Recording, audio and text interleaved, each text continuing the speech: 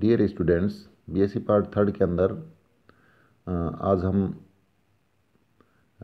जो fossils pteridophytes हैं उनमें आज मैं ले रहा हूँ लेपिडोडेंड्रॉन को। तो लेपिडोडेंड्रॉन जो टेरिडोफाइट है, यह टेरिडोफाइटा का ही मेंबर है और इसका जो सब डिवीज़न है वो लाइकोप्सिडा है। इसका ऑर्डर लेपिडोडेंड्रेल है और फैमिली इसकी लेपिडोडेंड्रेसी है। यह कार्बोनिफेरस जो पीरियड था उसका एक विशाल वृक्ष था। इसकी ऊंचाई 30 मीटर से भी अधिक होती थी और इसका जो बेस के समीप जो डायमीटर था वो 2 मीटर के आसपास था। इसका जो मेन स्टेम होता था वो अनब्रांच्ड होता था और इसके शिखर पर अत्यधिक शाखाएं एक क्राउन बनाती थी। शाखाओं पर पत्तियां जो होती थी वो स्पाइरली अरेंज्ड होती थी और पत्तियां सिंपल होती थी और लिगुलेट होती थी, यानी लिग्यूल पाया जाता था, जैसा कि लाइकोपोडियम के अंदर होता है।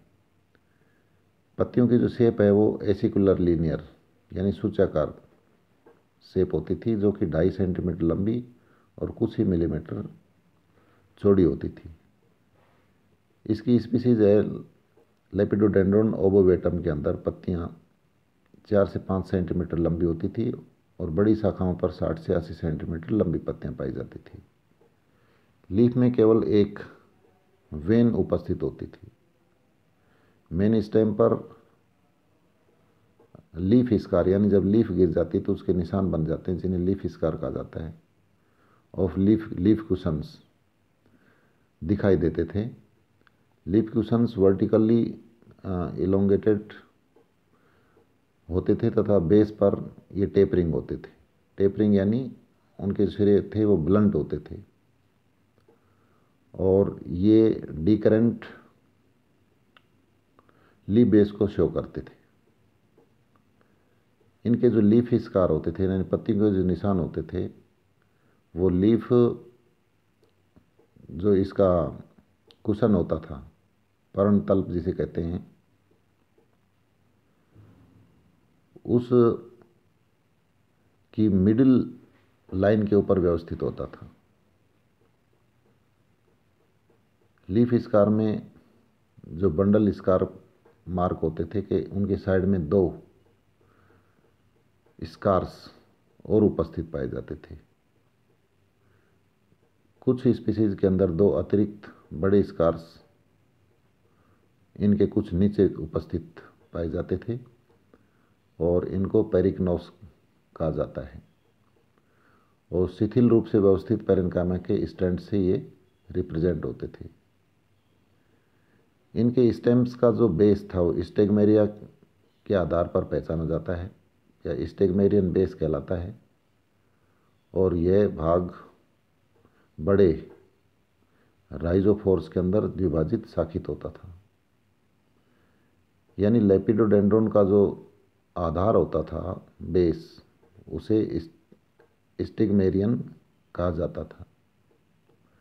तो ये भी डाइकोटोमसली ब्रांच होते थे और इनकी जो टर्मिनल जो ब्रांचेज होती थी वो एडवेंटिशियस रूट्स जिसे स्टिग्मेरियन रूटलेट्स कहते हैं वो कहलाती थी। इनमें जो इंटरनल स्ट्रक्चर है, इसका जो डायग्राम है वो इस वाली शेप के अंदर दिखाई दे रहा है। ये जो पार्ट है ये स्टिग्मेरियन बेस है इसका स्टेम का, और ऊपर वाला जो पार्ट है ये लेपिडोडेंड्रॉन कहलाता है। और पूरे स्टेम के ऊपर आप देख रहे हैं कि ऊपर शाखाओं का क्राउन है और स्टेम के ऊपर स्कार्स बने हुए हैं। तो इंटरनल स्ट्रक्चर इसकी देखिए। मेन स्टेम एक पेरिडर्म से ढका हुआ था और स्टेम के बेस पर एक सॉलिड स्टील जिसे प्रोटोस्टील कहते हैं वो पाई जाती थी, जिसमें प्राइमरी वैस्कुलर बंडल स्थित था और इसी से ही पिथ डेवलप हुआ। स्टेम के ऊपर के भाग में सेकेंडरी जाइलम कम विकसित होता था। और ब्रांचेज के अंदर जो स्टील होते थे, जो छोटे प्राइमरी जाइलम के जो सिलेंडर्स हैं उनसे बनते थे, और इनमें सेकेंडरी जाइलम काफ़ी कम मिलता था और पिथ भी नहीं पाई जाती थी। तो इनकी जो स्टील है, लेपिडोडेंड्रॉन की जो स्पीसीज हैं उनके अंदर स्टील के अंदर वेरिएशंस पाए जाते हैं।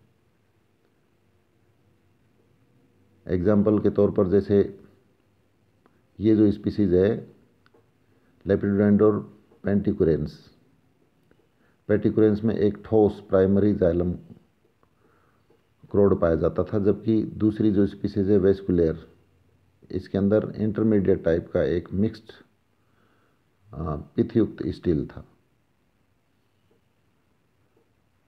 एक जो स्पीसीज है वेल्थेमी या वेल्थिमाई, इसके अंदर स्टील के अंदर वेल डेवलप्ड पिथ पाया जाता था।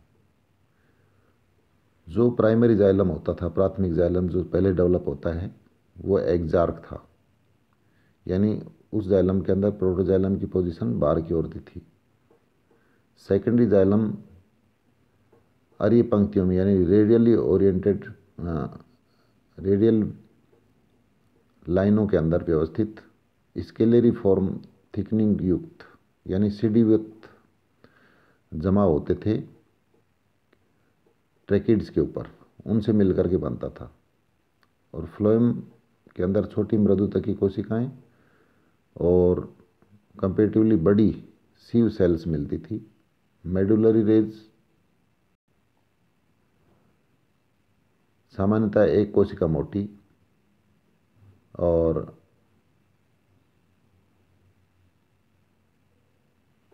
लेकिन सेकेंडरी जाइलम का जो सेंट्रल पार्ट था उसमें ये 2 कोशिका मोटी या अधिक कोशिका मोटी हो सकती थी। स्टील एक मासिव कॉर्टेक्स से घिरा हुआ था और कॉर्टेक्स के 3 क्षेत्र थे। एक सिक्रिटी क्षेत्र था, सिक्रिटी क्षेत्र से घिरा हुआ पेरेन्काइमेटस क्षेत्र से बना हुआ इनर कॉर्टेक्स था। दूसरा कोमल कोशिकाओं से बना हुआ एक बड़ा मिडिल कॉर्टेक्स था, और तीसरा कॉर्टेक्स था पतली और उसके अंदर मोटी भित्तियुक्त कोशिकाओं के अल्टरनेट समूह पाए जाते थे, और यह भाग बाहरी कॉर्टेक्स में भी विभेदित था। तो इस प्रकार से ये जो फॉसिल्स था ये कार्बोनिफेरस काल का फॉसिल्स है, और इसके अलग अलग पार्ट्स को लेकर के स्टडी किया जाता है। बी डायग्राम के अंदर जो स्टेम है, इनके अंदर 2 लीफ स्कार नीचे की ओर दिखाए गए हैं जिनको पेरिकनोस कहा गया है, 2 लीफ स्कार ऊपर की ओर हैं, एक इनके अंदर वेस्कुलर बंडल का स्कार है, और सबसे सिरे पर लिग्यूल का स्कार है।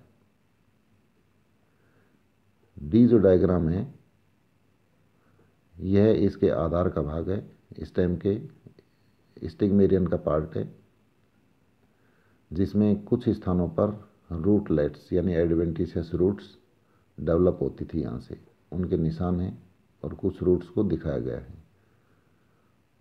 तो ये फॉसिल स्टेडोफाइट है। इसके ऊपर भी कई बार शॉर्ट नोट यूमानी के अल्टरनेट, जैसे साल आया है तो अगले साल नहीं आएगा, फिर अगले साल आ गया, इस तरीके से क्वेश्चन शॉर्ट नोट में पूछा जाता है, इसलिए आप इन नोट्स को याद कर लीजिएगा। नेक्स्ट वीडियो के अंदर अपन अगले टॉपिक के साथ फिर आएंगे। Thank you.